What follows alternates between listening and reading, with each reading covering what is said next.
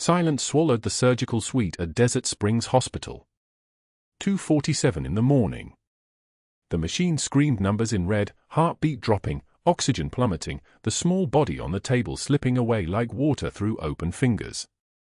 Dr. Chen's voice cut through the chaos, steady but urgent. "We need AB-negative blood. Now. He has 90 seconds before the damage becomes irreversible." The child on that table was 8 years old. Marco Calabrese. His small chest rose and fell with the mechanical rhythm of the ventilator, his lips the color of slate. His father stood 3 floors below, but he was about to learn that 90 seconds could collapse a man who had never been collapsed by anything in his life. Alejandro Calabrese moved through the emergency wing corridors like a man carved from stone. Tall, broad-shouldered, built for dominance in every space he entered. His suit, Italian wool, charcoal gray, worth more than most people's monthly mortgage, hung on him without a wrinkle despite the blood that had been spilled in his presence over the last 4 hours. His dark eyes burned like coals. A silver watch caught the fluorescent light on his left wrist, a Patek Philippe that cost more than a house. His Lieutenant Sal moved 1 step behind him, as he always did, a man who had learned long ago that proximity to Alejandro Calabrese meant witnessing impossible things and never speaking of them. The neurosurgeon was speaking, but Alejandro was not hearing words anymore. He was hearing the whisper of machinery and his own heartbeat, thundering, useless. His hands that had signed papers ending men's lives, hands that had rebuilt an empire from nothing after his father had tried to destroy him, these hands were shaking. He pressed his palm against the sterile white tile of the wall and felt the cold seep into his skin like a warning. This was the moment he had feared his entire life. The moment when power meant nothing. When all the money, all the loyalty, all the men who would die at his command could not purchase what his son needed most. 1 floor above, the phone rang in the blood bank. A voice crackled through the speaker, panicked, "Hi. We don't have AB-negative in stock. The emergency reserves are being used for a trauma case downtown. I'm checking with the donor list, but..." "How long?" Dr. Chen's voice was steady, but his hands were moving faster now, preparing for what he already knew. "I don't know. 90 seconds is not enough time to..." 3 floors below, in the blood donation center, Mia Harper sat in a vinyl chair the color of old bruises, a needle in her arm, watching her own blood flow into a plastic bag. Her blood. Her one asset that could be converted into money. $25 for 1 donation. She had already donated twice this week, and her arm ached with the kind of deep exhaustion that came from giving too much of yourself to stay alive. Her name was being called on the intercom. Not her real name, but her donor number, 7743. "Donor 7743, please finish your session and proceed to recovery." She should have finished. Should have sat up, pressed the gauze to the inside of her elbow, drunk the juice they offered to people who gave away their bodies in measured increments. But the tech who ran past her, a young man with fear carved into his face, was moving like someone's child was dying, and Mia Harper had learned a long time ago that when someone moves like that, it means a mother somewhere is praying. She ripped the needle from her arm. Blood dripped onto the donation center floor, dark red against the linoleum, as she stood up. The tech was still running, disappearing around the corner toward the emergency wing, and something in Mia's body simply followed. Not logic. Not caution. The thing that happens when you have spent so long being invisible that you recognize another human being trapped in the dark and you cannot look away. "Where are you going?" the nurse called after her, but Mia was already moving, her worn sneakers squeaking on the floor, past the recovery room, up the stairwell, following the urgency of a person who mattered enough to run. She found the surgical wing entrance. Found the doors with the red lines painted across them, the signs that said authorized personnel only, and she pushed through them anyway because she was already bleeding and the blood would not stop and nothing she could lose mattered more than the possibility that someone upstairs needed it. A doctor turned toward her, startled, seeing a woman in a faded cardigan drenched in her own blood, eyes wide, breathing hard. "That child," Mia said. Her voice came out like a candle in the wind, barely a whisper. "The one you need blood for. Take mine. Take it all. Whatever he needs. Take Take it." The doctor stared at her. Mia was nobody. Just a woman with calloused hands from washing dishes at 3 different restaurants, a woman who counted her tips in the bathroom to decide whether her children would eat that night, a woman whose own mother had died without ever knowing Mia's middle name because they were too poor to have proper family time. But in this moment, in this hallway, she was the only person standing between a child and the dark. The blood bank tech grabbed her arm, the one still bleeding. "Your blood type?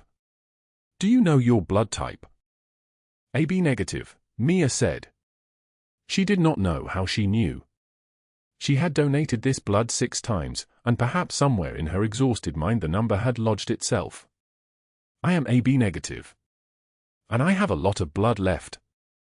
The tech's face transformed. "Come with me. Right now. Do not stop. Do not slow down." They ran. The transfusion began at 2:51 in the morning.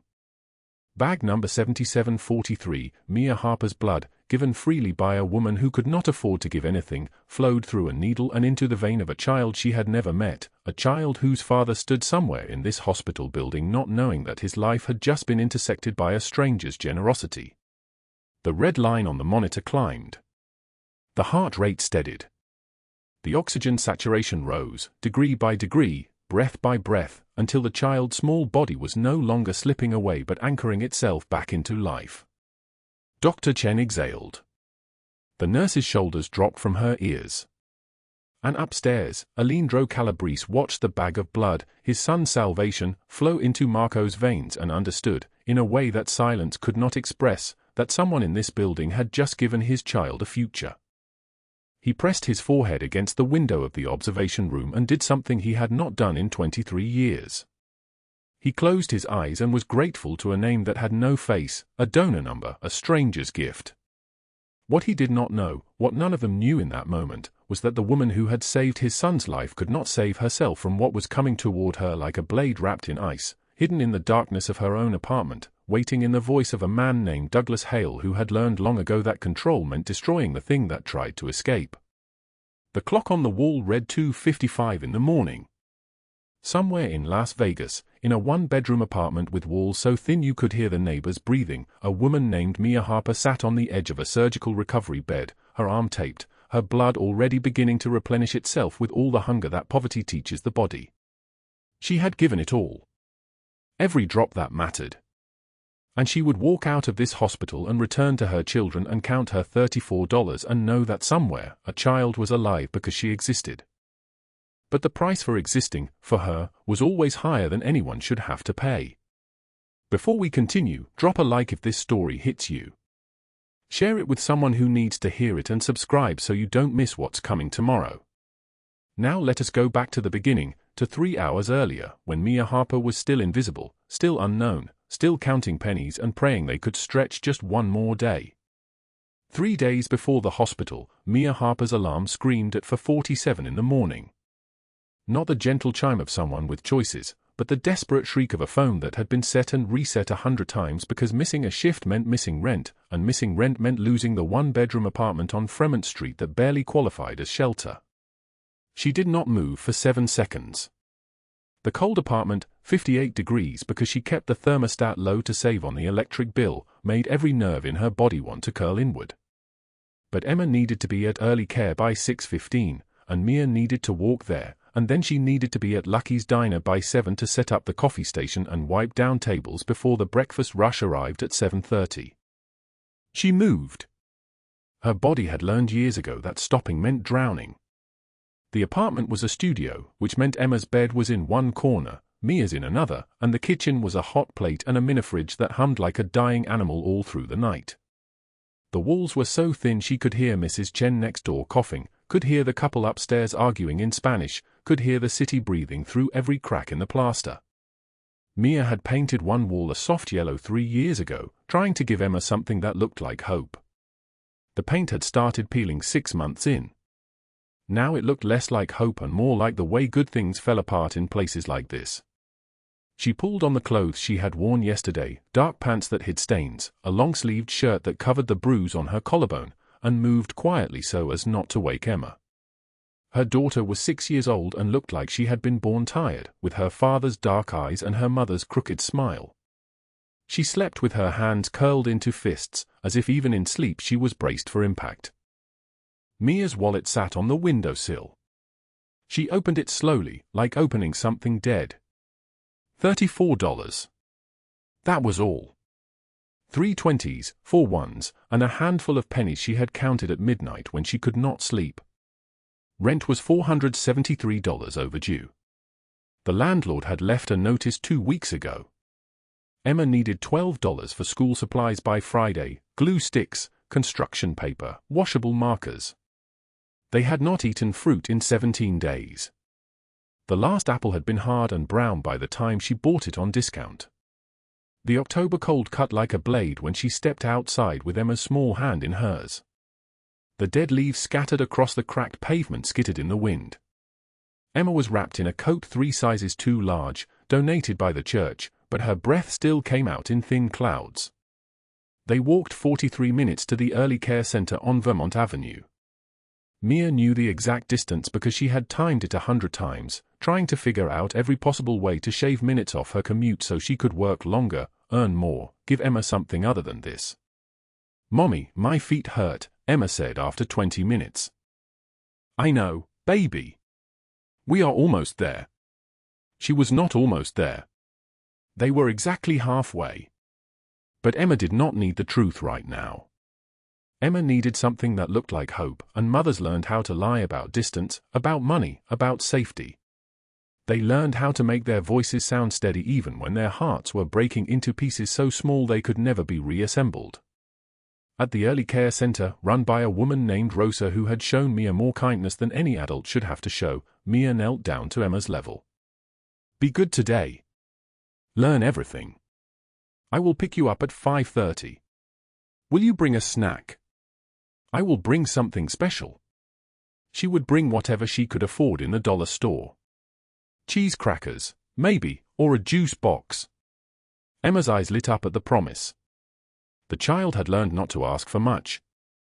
Her expectations had shrunk to match her circumstances. The walk to Lucky's Diner took 22 minutes.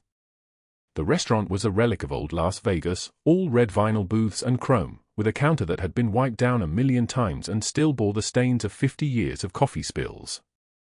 The owner, a man named Jerry with a face like worn leather, paid Mia $8 an hour for the breakfast shift and $6.50 for the evening shift. No benefits. No overtime. No mercy. She tied on her apron, stained with coffee and syrup, and began setting up. The coffee station was her responsibility, the small ritual that came with the job. Clean pots, fill them with water, measure the grounds, press start, and watch the dark liquid drip into the carafe like blood from a wound that would not close. By 7:30, the breakfast rush began. Construction workers, night shift nurses heading home, a few regulars who had been coming in for years. Mia moved between tables with practiced efficiency, her feet already starting to ache in shoes that had a hole in the sole she had stuffed with newspaper to keep the cold out. She smiled when she spoke to customers, the kind of smile that came from muscle memory rather than anything real. Smile, pour coffee, wipe the counter, smile, take the order, bring the food. The routine was a kind of meditation, or it would have been if the routine was not the only thing standing between her and complete collapse. At 9:45, a man walked in who made the air in the diner change. Douglas Hale was 6'2" with the kind of build that came from discipline and anger. He wore a security company uniform with a badge clipped to his belt, but the uniform was just costume. What he actually was could be read in the way people moved away from him, the way their bodies became smaller. Emma's father. The man who had promised forever and delivered for years of escalating control that looked like love until it started to hurt. He slid into a booth in Mia's section. She felt her stomach tighten into a fist. "Mia," he said, his voice low and calm. "Come here." She came. That was what 6 years of his presence had taught her to do. Come when called. Do not argue. Keep your voice soft and your hands visible. He slid a folded piece of paper across the table. "Open it," he said. She opened it. The paper was legal, printed with official-looking letterhead from a firm she did not recognize. It listed debts, custody fees, court costs from a lawsuit that did not exist. $125,000. 7 days to pay. Below that, a single sentence, or I take Emma and you disappear. The diner tilted. Or maybe that was just her vision, her body reacting to a threat the way a small animal reacts when it realizes the trap is closing. Her hands trembled as she folded the paper back up. You cannot be serious, she whispered. Do I sound like I am joking? Douglas leaned back in the booth, completely at ease. You think you can just leave me? Take my daughter? Make your choices? Mia, I own you. I own that apartment you live in. I own your job. And I own Emma. She is my blood. You are nothing but the temporary container she came in. I will call the police. Call them. Call Captain Harrington. She and I have coffee every Tuesday. Tell me, do you think she is going to help a woman who cannot even pay her rent? Or do you think she might be curious about how you have been skimming from the diner? About how you have been lying on your work applications? About how you are an unfit mother who leaves her daughter in the care of strangers while she works 2 jobs? He smiled.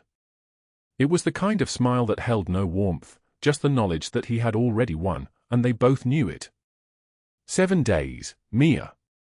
$125,000. And if you tell anyone about this, if you go to the police, if you talk to anyone at all, Emma will be gone before the sun sets. Do you understand? She understood.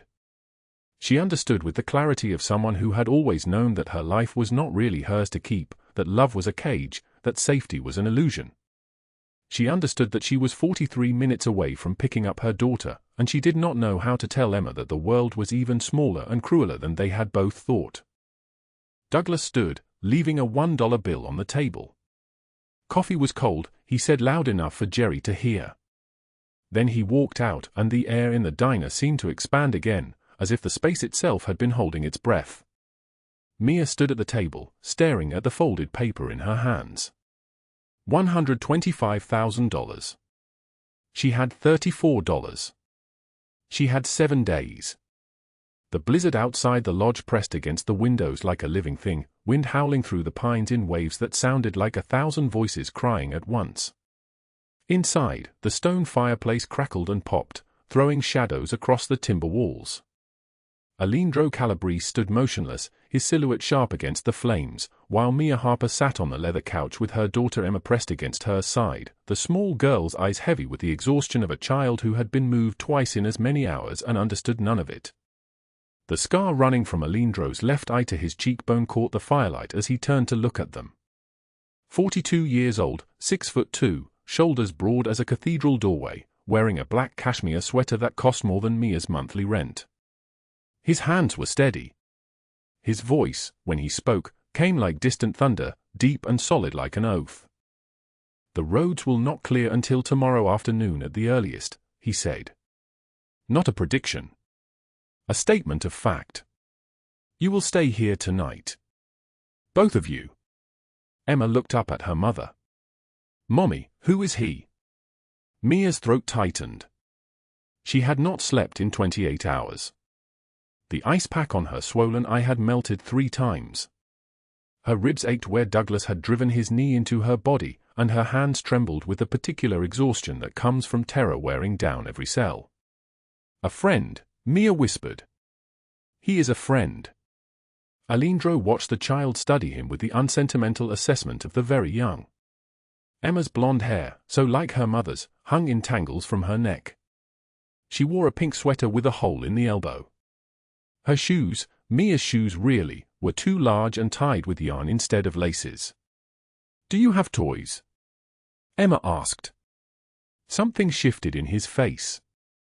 Not softness exactly, but a recognition of something true. He crossed to a cabinet near the kitchen and returned with a stack of children's books, Swiss Family Robinson, Charlotte's Web, a collection of fairy tales with illustrations worn soft from turning pages.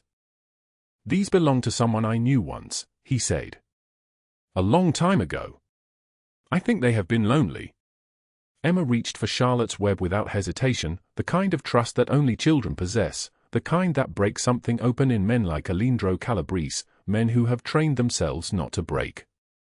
Mia watched him watch her daughter, and something in her chest shifted like a lock turning. She had made the decision to trust him the moment he raised both hands on that dark highway. Now, sitting in this room while October snow accumulated in drifts against the windows, she began to understand that trust was not what she had thought it was. Trust was not the absence of fear. Trust was fear met with someone choosing to stay anyway. 2 hours passed. Emma fell asleep with Charlotte's Web open across her small chest. Alindro carried her to one of the guest rooms. The bed was enormous, the mattress impossibly soft, the ceiling a cathedral of wooden beams. He arranged pillows so she would not roll, then stepped back and stood in the doorway for a full minute, his expression unreadable. When he returned to the living room, Mia was standing by the window, staring out at the white emptiness beyond the glass. The reflection of her face in the window was something fractured, one eye swollen shut, the other hollow with exhaustion, her jaw shadowed with bruises that had begun to turn colors that did not exist in nature. "Tell me about Douglas Hale," Alindro said. She did not turn around. The words came out measured, controlled, the way someone speaks after they have practiced something in their head 1,000 times. "I met him when I was 22. I was working at a diner on Fremont. He was charming. He had money. He had a car. I thought those things meant safety." She pressed her palm against the cold glass. "I was wrong about almost everything. We lived together for 4 years. He hit me the first time 6 months in. I remember I was shocked. I remember thinking it was an accident, that he had not meant to. By the second time, I knew better. But I had nowhere to go. I had no family, no money, no one." Her voice did not break. That was what struck him most, the flatness of her delivery, as if she had learned to narrate her own trauma with the emotional distance of someone reading a news report about a stranger's tragedy. "I left him when Emma was 2. Took a job as a night shift waitress to afford a studio apartment. I worked 2 jobs. I gave blood twice a month for $75. I ate once a day so Emma could eat twice. And still it was not enough. The rent kept rising. Douglas found us 3 years ago. He said he had changed. He wanted to be Emma's father." She turned then, and the firelight caught her good eye, and it was like looking directly into something wounded and defiant at once. "He used her as leverage. He said if I did not let him move in, he would take her. He said he had friends in the police department. He said no judge would believe a single mother over a man with steady employment and connections. So I let him back in because I was terrified of losing her. And for a while it was quiet. And then last week he told me he needed $125,000. He said I owed it to him. He said if I did not get it in 7 days, he would make sure Emma was taken away from me and I would never see her again." Silence filled the space between them, the kind of silence that has weight and substance, the kind that makes you hyper-aware of your own breathing. On Sunday night, Mia continued, "He came back early from work. He said he knew I had been to the police again. He said Captain Harrington had told him. He said I was making a mistake, that I was being a bad mother, that Emma would be better off without me. And then she stopped. Swallowed. He put his hands around my throat. He squeezed. I could not breathe. I could not think. There was only pressure and darkness and the knowledge that he was going to kill me. And then something broke in my mind. Some last wire that was holding me together snapped. I drove my knee up and I felt him break, I heard him scream, and I ran. I grabbed the recipe book because it was the only thing that mattered. Everything else could burn." Alindro listened without moving. His men, the 15 who worked directly under him, had never seen him show emotion beyond calculation and controlled fury. Marco, his closest lieutenant, stood in the kitchen doorway. He had been there for the last 3 minutes, unseen by Mia, his hand slowly clenching into a fist. "Boss," Marco said quietly. Alejandro raised one hand without taking his eyes off Mia. Make the call. I want every piece of information on Douglas Hale in this city within 2 hours. His address, his associates, his bank accounts, his relationship with Margaret Harrington. Everything. Marco nodded and withdrew, already pulling his phone from his pocket, already making arrangements that would set events in motion they could not reverse.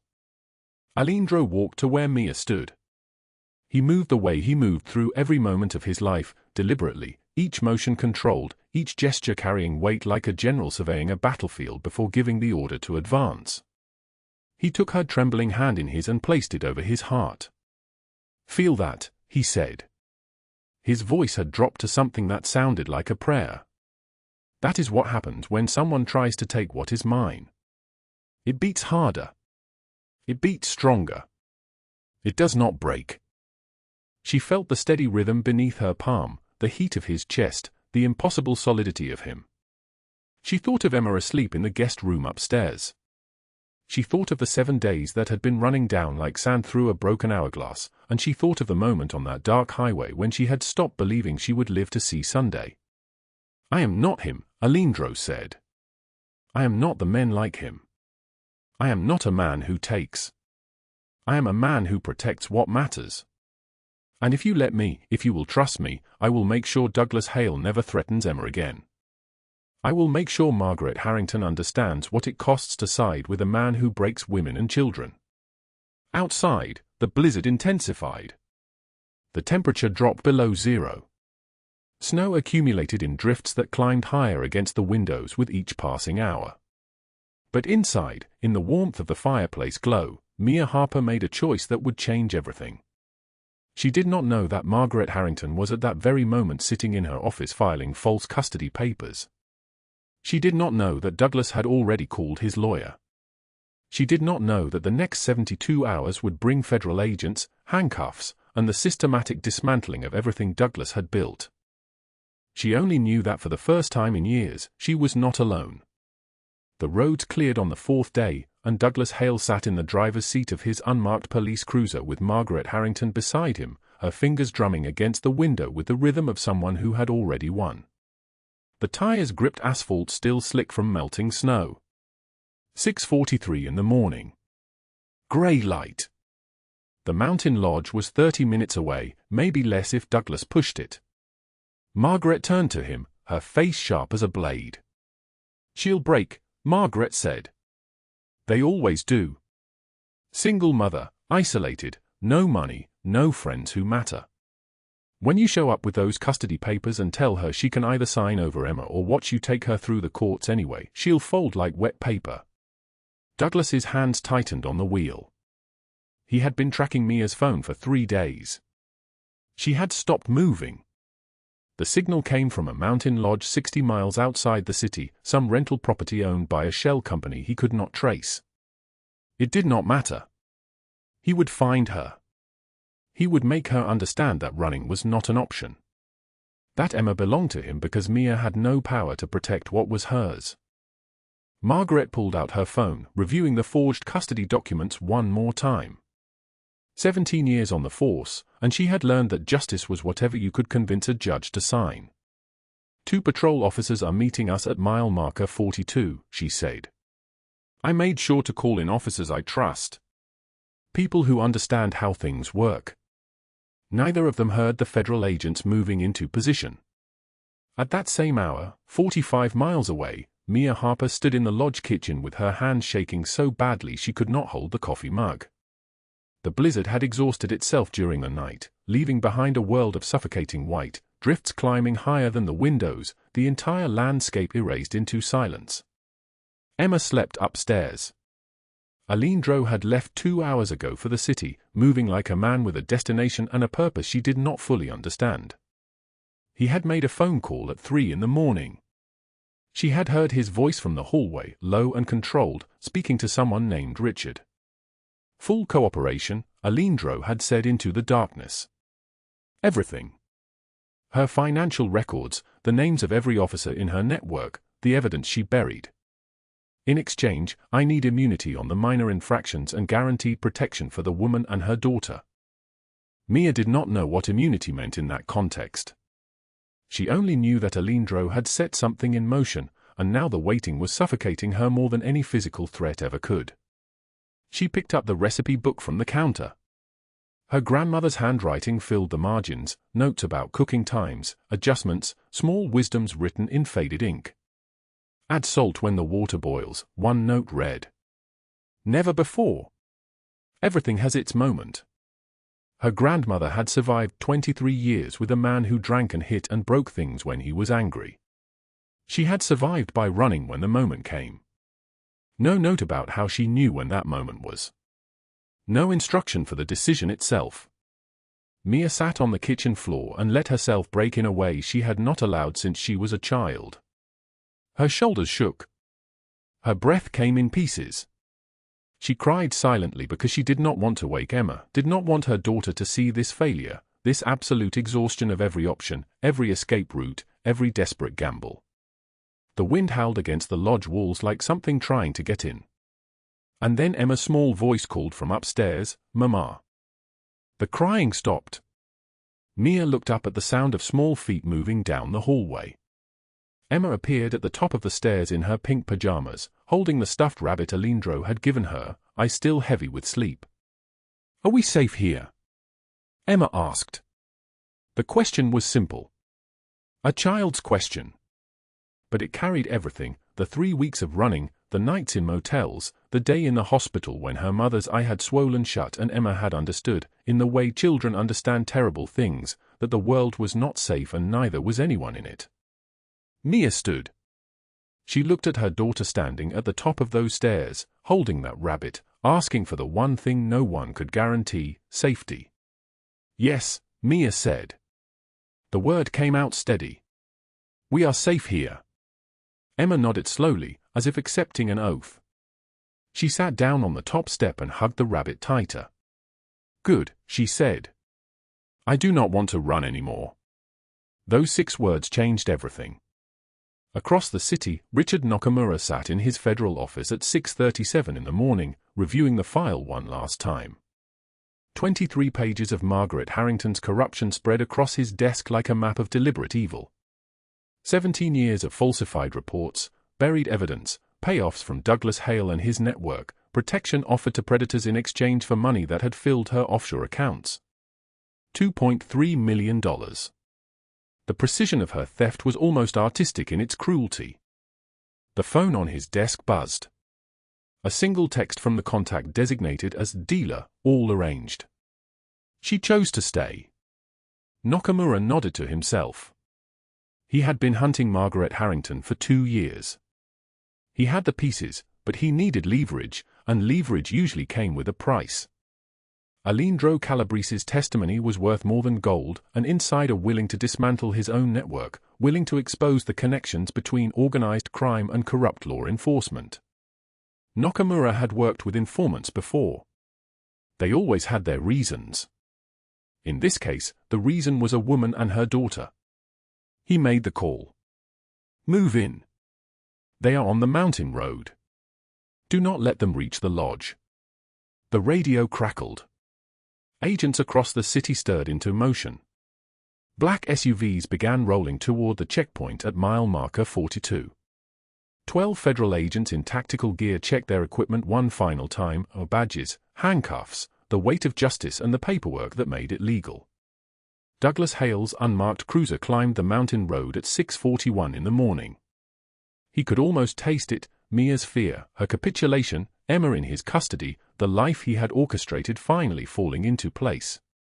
Margaret sat beside him reviewing notes on her phone, completely unaware that every text she had ever sent, every phone call she had made, every financial transaction she had hidden was already copied, photographed, and filed in federal evidence. The road curved. Douglas took the turn at 50 miles per hour. And there they were. 3 black SUVs blocking the road. 12 federal agents standing in formation, badges gleaming in the gray morning light. Richard Nakamura stepped forward, his own badge raised, his voice steady as stone. "Douglas Hale, Margaret Harrington, you are under arrest for conspiracy, corruption, racketeering, extortion, and assault." Douglas's foot hit the brake. The car skidded slightly on the ice. For 2 seconds, nothing happened. Then he understood. The realization crashed into him like a wave, his face draining white as the snow around them. "No," he said. "No, wait, I can explain. I have money." "I have?" An agent yanked open the driver's side door. Douglas was pulled from the vehicle, spun around, his arms wrenched behind his back.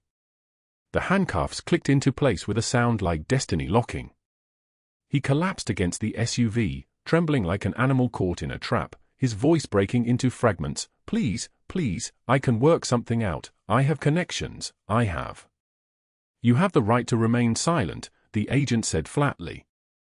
"Anything you say can and will be used against you in a court of law." Margaret sat frozen in the passenger seat. She did not move. She did not cry. But her hands shook as they pulled her from the car, as they cuffed her wrists, as they read her the same rights in the same flat, procedural voice that erased all her power in a single sentence. The arrests happened at 6:44 in the morning. By 8 o'clock, every news station in Las Vegas was running the footage, Captain Margaret Harrington being escorted into federal custody, her face rigid with shock. Douglas Hale stumbling beside her, completely broken, his mouth moving but no sound coming out that anyone could use. The reporter's voice cut across the images. "In a shocking development, LVPD Captain Margaret Harrington has been arrested as part of a federal investigation into corruption within the Las Vegas Police Department. Court documents indicate she allegedly protected criminal enterprises in exchange for financial compensation." Also arrested, Douglas Hale, accused of extortion, stalking, and assault. The investigation is ongoing. By 9 o'clock, the story had spread to 3 major networks. By noon, federal prosecutors were holding a press conference. By evening, the details were public. Margaret Harrington had been taking bribes for 17 years. Douglas Hale had used his connection to her to shield himself from investigation. Together, they had destroyed evidence, falsified reports, and targeted witnesses. The charges were systematic. The sentences were severe. Margaret Harrington received 43 years in federal prison for racketeering, corruption, and conspiracy. No parole consideration. No early release. Her career ended. Her reputation obliterated. Every case she had touched was reopened. Every conviction she had shepherded through her precinct was suspect. She would spend the next 4 decades watching the life she had built dissolve into nothing. Douglas Hale received 38 years.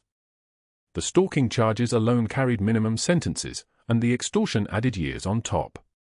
He would be separated from Margaret, sent to a different prison, to a cell where the other inmates would know exactly what he was: a man who had preyed on women, a coward who had needed a corrupt cop's protection to feel powerful.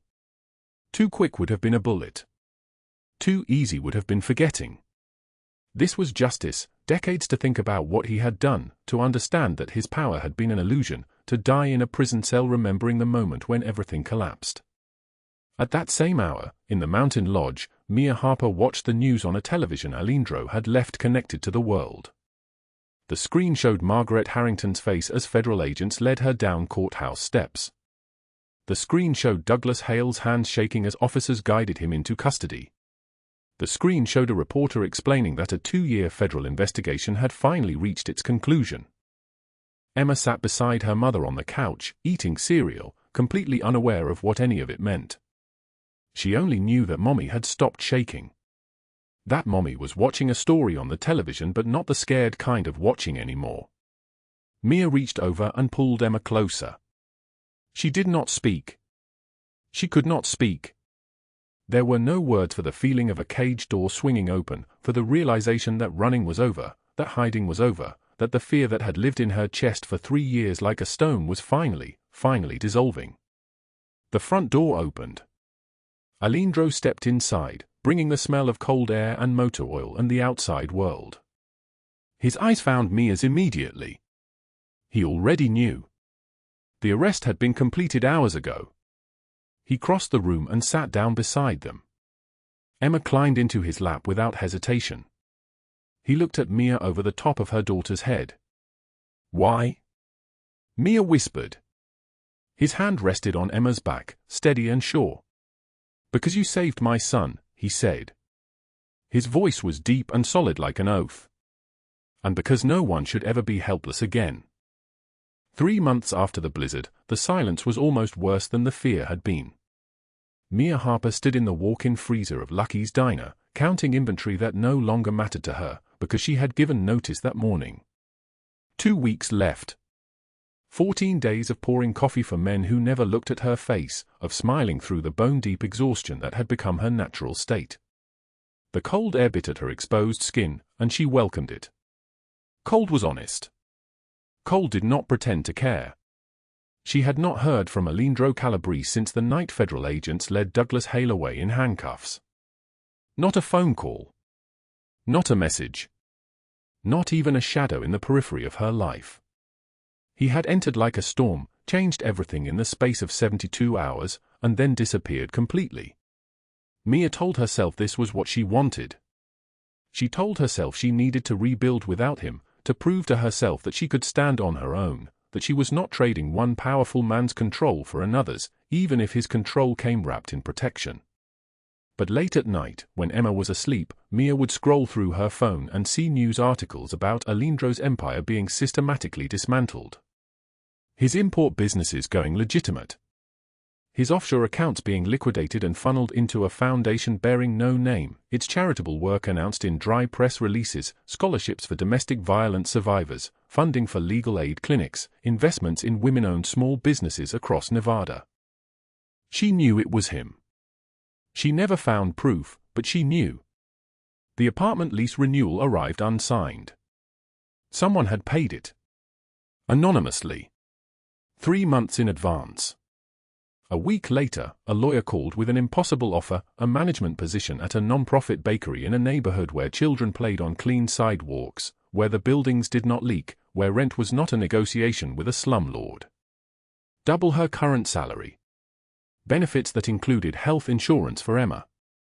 On-site daycare. She had asked 3 times if they were certain they wanted her. The lawyer had replied, "We were told you were exceptional. We were told you could bake." She took the job. On her first day, her grandmother's recipe book lay on her desk in the back office, wrapped in brown paper, her name written on the front in handwriting she did not recognize. Inside the front cover, in that same unfamiliar script, "For the woman who saved my son. Marco." She had held the book to her chest and cried in that back office for 10 minutes, then washed her face and stepped onto the bakery floor, where the oven smelled like possibility instead of desperation. Emma thrived in ways Mia had not anticipated. The daycare workers called her bright, curious, so resilient.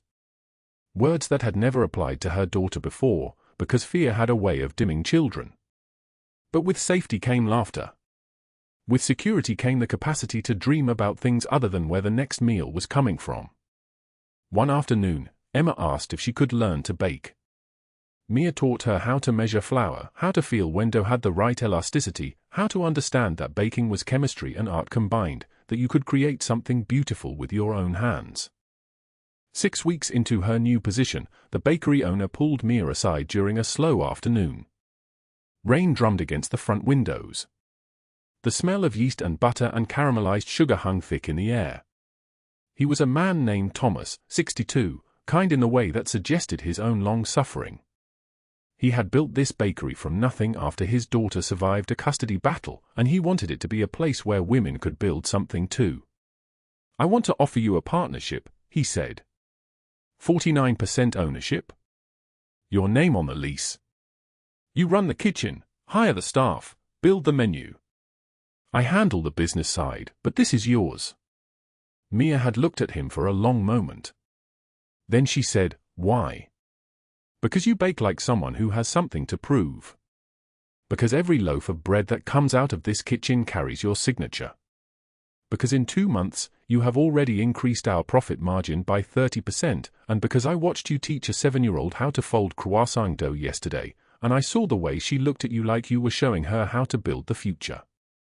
He paused. "Because I think you deserve something that is yours." She had accepted, terrified and hopeful in equal measure. 5 months later, the bakery smelled like her name. 3 locations, now. 12 employees. Mia had hired women like herself, single mothers, women rebuilding, women who understood what it meant to claw your way toward breathing room. She paid them fairly. She gave them health insurance and flexible schedules and the understanding that some days, getting to work was an act of courage.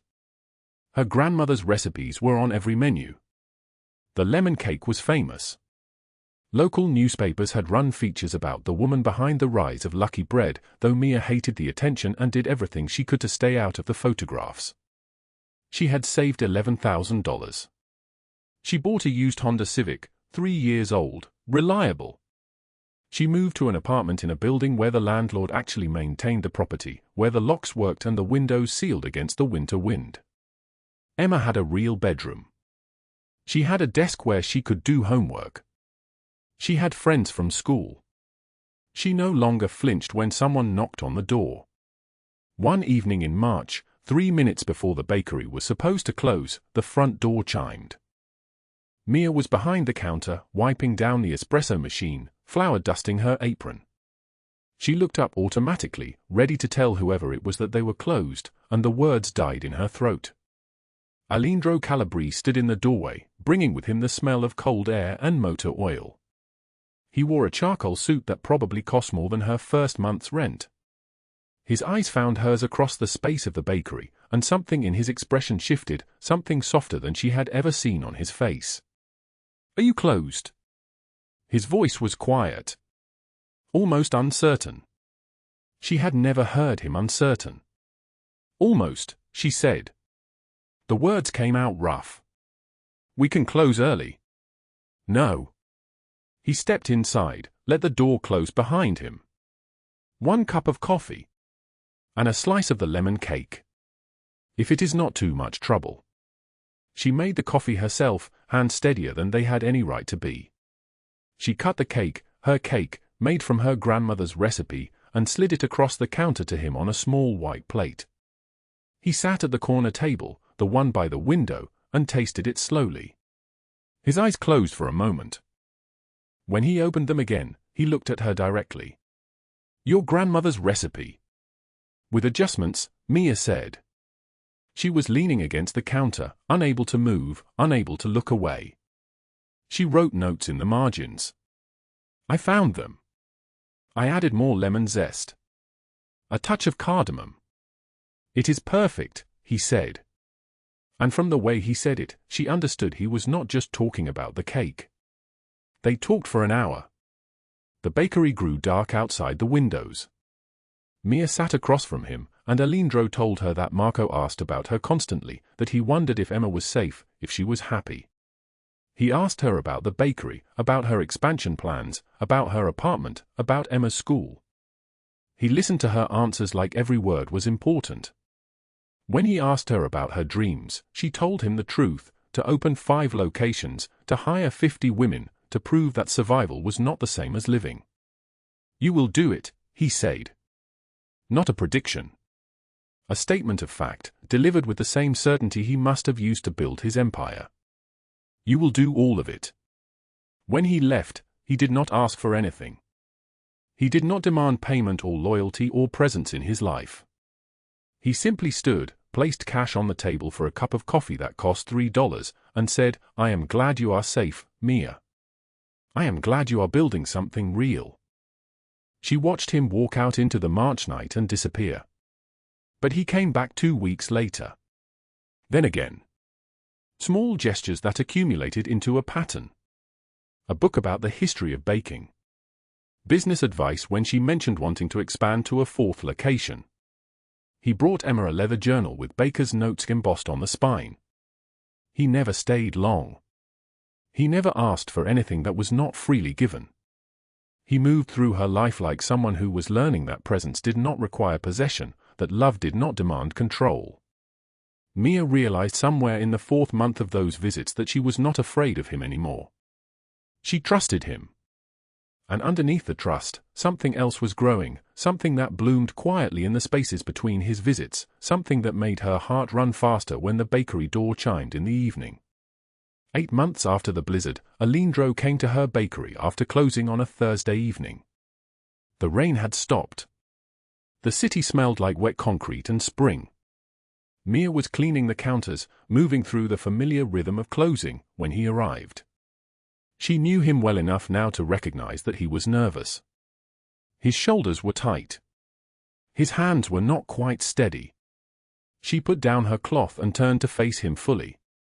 "What is wrong?" she asked. He stepped inside and closed the door. For a man who had built an empire on control, on calculated movements and perfect certainty, he looked unsure of himself in a way that made her chest crack open. "I need to tell you something," he said. "That night at the lodge, when you asked why I helped you, I told you it was because you saved Marco. That was true.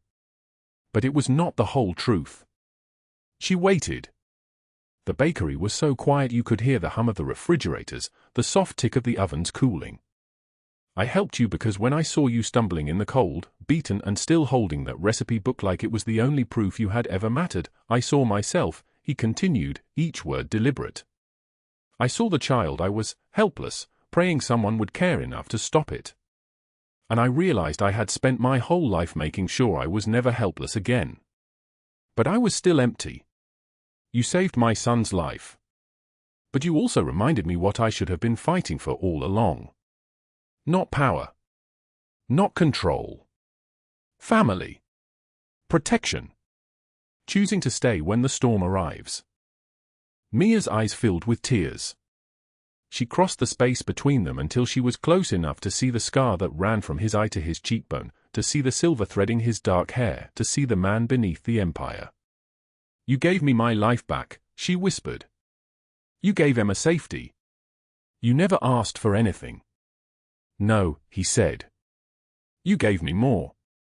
You showed me I could be more than what my father made me. You showed me that broken things can be rebuilt into something strong. Into something real." She kissed him. Not desperate. Not born from fear or gratitude. Equal. Whole. A choice made freely by two people who had survived the worst and found each other in the wreckage. 3 years later, Mia's bakery occupied 2 full storefronts on a corner in downtown Las Vegas.